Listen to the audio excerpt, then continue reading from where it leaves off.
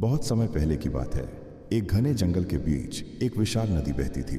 इस नदी के किनारे एक सुंदर आम का पेड़ था जिसमें मीठे मीठे आम लटक रहे थे। उस पेड़ पर एक चतुर और हंसमुख बंदर रहता था। वह हर दिन आम खाता और अपनी मस्ती में रहता। एक दिन नदी में एक मगरमच्छ आया।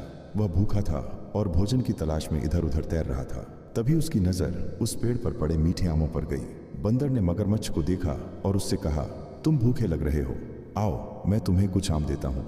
मगरमच्छ को बंदर की बात सुनकर खुशी हुई। बंदर ने पेड़ से आम तोड़कर मगरमच्छ को दे दिए।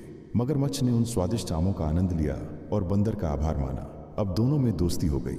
हर दिन बंदर मगरमच्छ को आम देता और मगरमच्छ उससे बातें करता।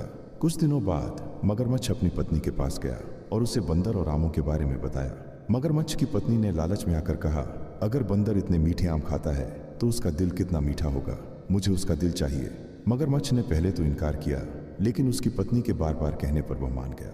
अगले दिन मगरमच्छ बंदर के पास गया और बोला, मेरी पत्नी ने तुम्हें अपने घर खाने पर बुलाया है, चलो मेरे ऊपर बैठ जाओ, मैं तुम्हें नदी के पार ले चलता हूँ।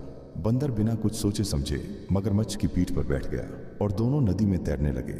जब वे बीच नदी में पहुंचे तो मगरमच्छ ने बंदर से कहा, मैं तुम्हें अपने घर नहीं ले जा रहा, मेरी पत्नी तुम्हारा दिल खाना चाहती है, इसलिए मैं तुम्हें मारने आया हूँ।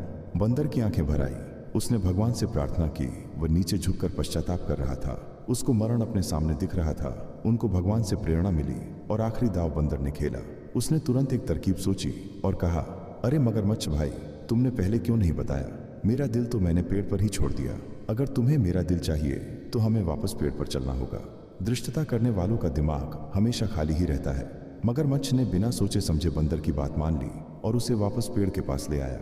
जैसे ही बंदर पेड़ के पास पहुंचा, वह तेजी से पेड़ पर चढ़ गया और बड़े बड़े कच्चे आम तोड़कर मगरमच्छ का शीर पर फोड़ दिया। भारी भयंकर हमला देखकर मगरमच्छ वहां से भाग गया। खुशी शाम उस बंदर ने सभी बंदर की मीटिंग आयोजित की और आपने जान पर आए संकट के सभी को सूचना दे और मगरमच्छ से सावधान किया। बंदरों के मुखिया को बहुत ही गुस्सा आया।